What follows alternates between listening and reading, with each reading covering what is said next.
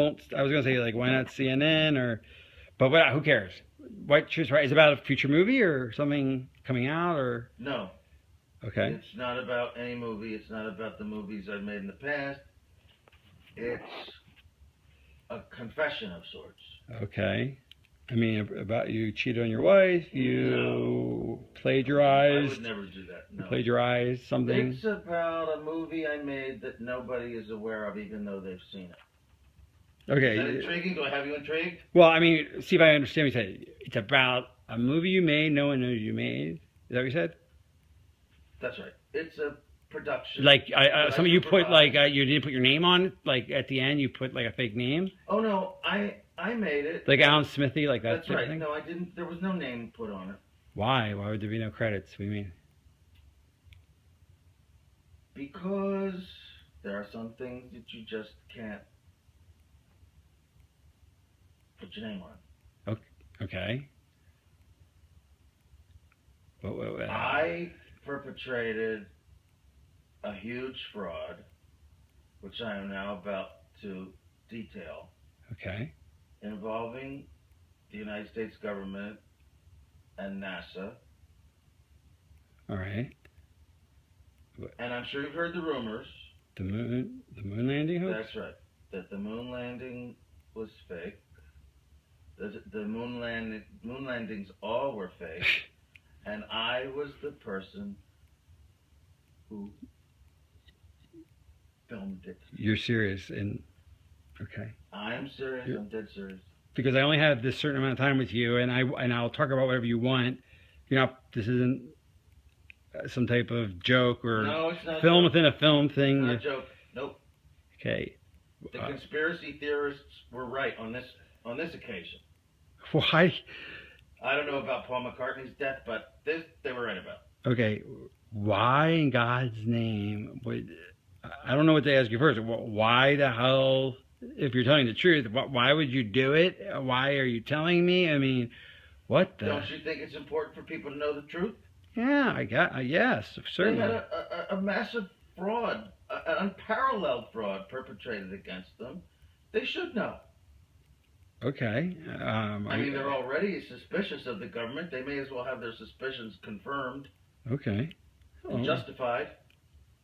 And this, why now? I mean, we're almost at the 30-year anniversary. What took so long? Why, if this is true, why? I won't go into that. It has to do with personal Okay. evolution and influences. And well, I'll go into that. is that why you look a little haggard right now? Because you look a little worn. No offense. Like. Well, also, yeah, because I haven't been taking care of myself too well. I've been drinking a lot, but Is that because of the stress of this? of course, stress, guilt, just conflict of all kinds. Wow. I mean, so you feel bad about this clearly. I mean, this is I not. do feel bad about it. I also feel proud of it. It's a terrible conflict. Because you've pulled off one of the greatest hoaxes ever because of And your. because I made a film, if you want to call it a film, which I consider to be my masterpiece. And you can't take credit or even talk about it as I'm hereby, well, you are now. I'm hereby taking credit for Right, but you can't actually go out. You're doing when people see But this, no one's you'll be gonna see dead. this until 10 years, Right, or 15 15, years actually yeah. after my death. So you can't talk to Roger Ebert about it. You know, does that frustrate you? I have to pay the consequences for the decision that I made many years ago to go along with this. Like a deal with the devil. It's Faustian, to be sure. Because, and is that why you got such power in Hollywood? I mean, that would explain that. Why I have the freedom I have, that was part of it, yes. So they said, do this moon thing and we'll give you. When I made Spartacus, I didn't have this kind of freedom. Right. But I have it now. So what came And first, the NASA's- genius or the it was fraud? NASA's doing. Well, what came first, the genius or the fraud? I mean, did the fraud enable the genius, or was the genius Well, released I'd by like the to fraud? think the genius came first. Right.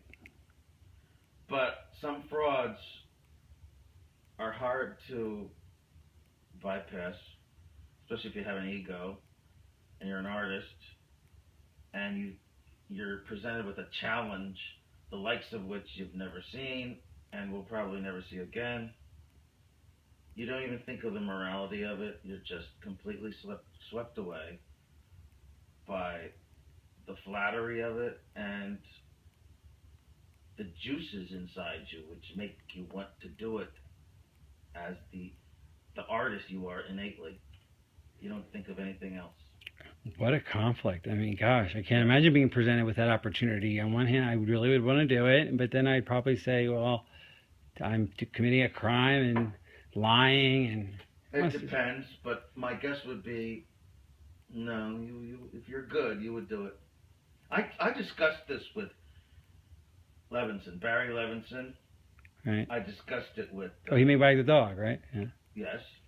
Spielberg, of all people, believe it or not, yes. So wait, Wag the Dog... Coppola, Scorsese, even Woody Allen I discussed. There isn't one of them who wouldn't do this. Right. And did that... So Barry Levinson must have been influenced by this whole... He must have known, so that's... Wag the Dog is about this whole idea.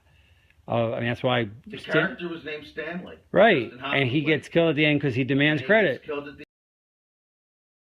Tell me about the making of it. So, was it difficult? I mean, committing the greatest fraud, I don't know what you want to call it. I'm not saying it's a... Okay. A lot about that at the time. I know, so I'm not making a moral judgment, but making this huge, ambitious, technical faux landing, was it harder than 2001? Was it very difficult? I mean, what was the experience like?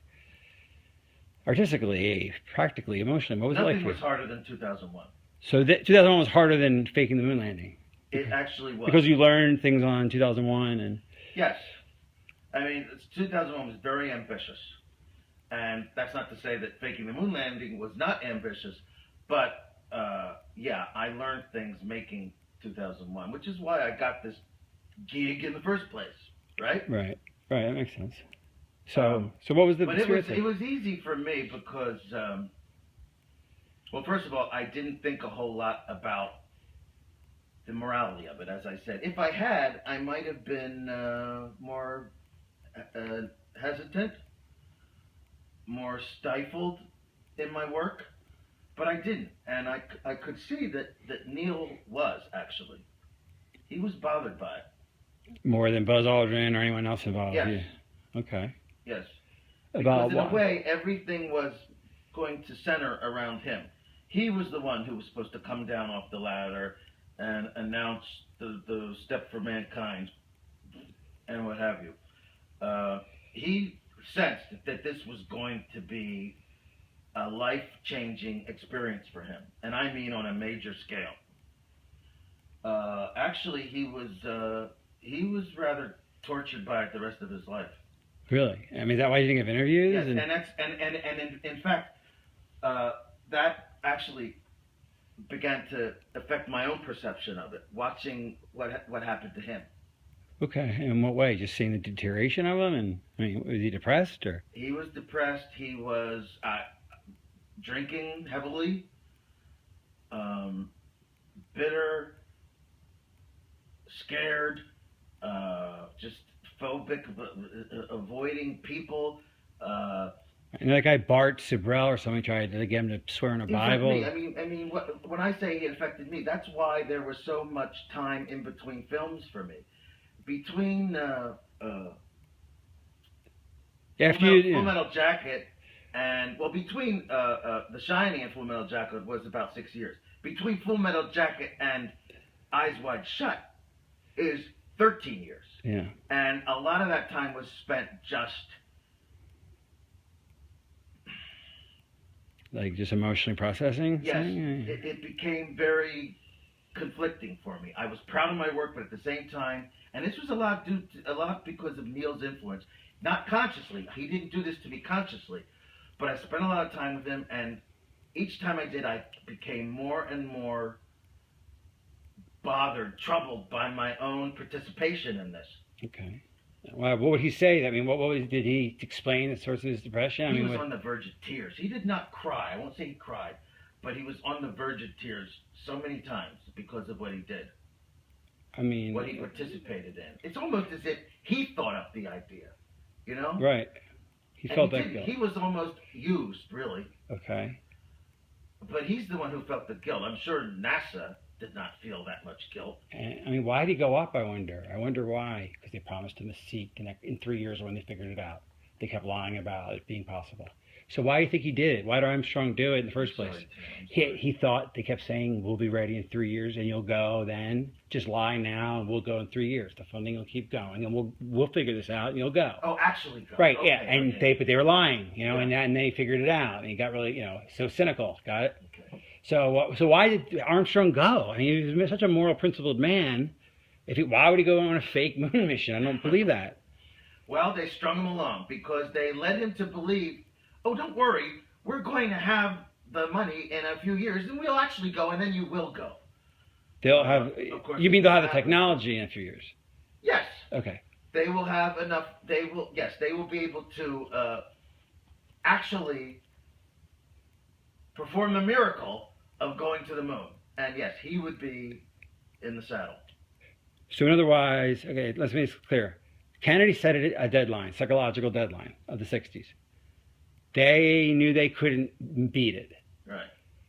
But they would be they great could PR if they did. Right, and if they did, you're saying they sincerely thought that they would really get there within a few years. I believe, yes, they did think so. Because that's what they, well, I mean, that's... Although some didn't. There was a difference of opinion. There were some that just believed honestly that we will never be able to get there. There's just no chance. That Werner and I used to, like, have coffee in the mornings, and he was like, there's no fucking way. Like, you know, even Werner von Braun. All right. So keep going with that. Some people didn't believe that you could go even? Well, Werner von Braun, of course, didn't think so. The director didn't think so. The man was just too brilliant. He knew that we couldn't do it. Yeah. So, okay. I'm talking about a guy working on two lost causes, Nazism and you know, the quest for the moon. I mean, he really did, and he didn't tell them? I mean, did he ever tell them? Did he tell NASA? Like, did he tell the president we can't go? I mean, he must have been broke the news. He was very old, of course, at the time, and a lot of people just dismissed him. Younger, more ambitious people, some of them really thought we could get there. Right. Or wanted to believe it. Maybe on a conscious level they knew we couldn't, but they just wanted to believe the impossible because they were so full of themselves. And so full of the dream. Yes. The dream was very powerful. And that's what beguiled Armstrong. Here is a noble stand-up guy, and he didn't want to be part of the lie, but he knew he'd get a seat if he played ball on when they actually did go up. He was too good for this. But that day never came, obviously. That day never came. And what did that do to him? I mean... It gradually destroyed him, I think. Okay. He deteriorated. Yeah, like I said, he drank a lot. He was full of self-recrimination, and so was I. Well, mainly from his influence. I almost, it's like I caught it from him. And now tell a story about, I talked to him one last time before his death, and he made me promise to get this news out. It was too great. It was, this one last story. I died before him. Okay, one last conversation right? The last conversation you had was about 3 months ago. Right. And he said that, that he he's going to write a letter and put it in a drawer, and maybe his wife someday will give it out. But he's like, all right, Stanley, you're a media guy. You got to tell the truth one day. Right before. But he urged me to tell the truth. He couldn't because of reasons that because he was a government employee his whole life and he had a government pension, and here I am a millionaire. Like, you can afford to, Stanley. Tell the truth. I still get a government pension. You know what I'm saying? And that's been eating on you to do this. And that's why you're not doing it now. You're doing it 15 years from now. Or whenever. Like, in other words, you're telling this. That's why you're not announcing on CNN. It's because you're going to honor his wish. But you're not ready for it now to come out. But you're doing this for Why Neil. am I putting it off? Because I think I'll be... Because you don't want your family... You want to be dead. Right. And you want your family to have 15 years on it. Your wife will probably be dead and your kid will be grown. Right. You want distance from your legacy from this truth. That's it. Okay. Right. So, what happened? So what really motivated contacting me as a filmmaker was I talked to Neil, okay, and I really felt guilty, and that's why I arranged for you to interview me, because I wanted to blah blah blah blah. Let's talk about the motive. So wait, so Neil really got to you. I mean, it sounds like he's the impetus of this entire confession in a way. I mean, it's like a theme. Like, so he really Yes, he made you influenced me. become circumspect about this. He even virtually begged me to reveal all this. He couldn't do it himself. He has a pension to worry about. I had basically nothing to lose. I'm, an established filmmaker, not involved with the government in any way except for this one job. And I made my millions. I'm really basically set for life. I'm almost 70. But you still must fear one thing they can do to you, which is, I mean, I don't know. Do you ever? I mean, you obviously. Do you ever worry about them killing you because of the secret? I mean, you have become a bit of a recluse. I don't know. With the Yeah, Garbo, Howard Hughes, J.D. Salinger, and me, right. and to some degree Neil. But did they? I mean, did any of them think that the government was out to get them? And I'm not saying you think that, but do you? I mean, the government obviously said they'll kill you. I mean, obviously, the government said we'll kill you if you say anything. I mean, that's a standard top secret sort of penalty. It's understood, even if it's not said. Right, but they did say it to you, I presume. Yeah. They did. I mean, the government they said basic. So it was. They tried to be cute about it, but yeah, it was said in no uncertain terms. So why are you? So can't this get you killed? Well, that's why I'm delaying it. Okay, the 15 years thing. This is not going to be seen. Okay, until for another 15 years after you're dead. Well, no, that's if you die tomorrow. You're not going to die tomorrow, clearly. I'm sorry. Okay, try again. Try again. Okay, it's okay. So why you could get killed by doing this? This could kill you. Why are you doing that? That's. Well, this is not going to be seen until because of our 15 years after my death. So now that's why you have to sign the NDA and all these. Okay. That's right. All right. Well, that makes sense now. Okay, I understand that now. All right. It should be known, but I want there to be some kind of cushion for my family. 15 years seems like a good number. Okay. All right. After my death, 15 years after my death. But okay, so let's take a step back. You're making this tape out of an effect Neil had on you. I mean, Armstrong sort of influenced you. Very much. Sometimes it just takes a catalyst. I mean, somewhere inside you, what's right. Right. I mean, I went for years just thinking I was doing the right thing, just through my art, and then something comes along that you don't even recognize as a temptation because you're so swept away by your own ego. It took someone like Neil Armstrong and distance and time to hammer into me what this really meant about society, about myself,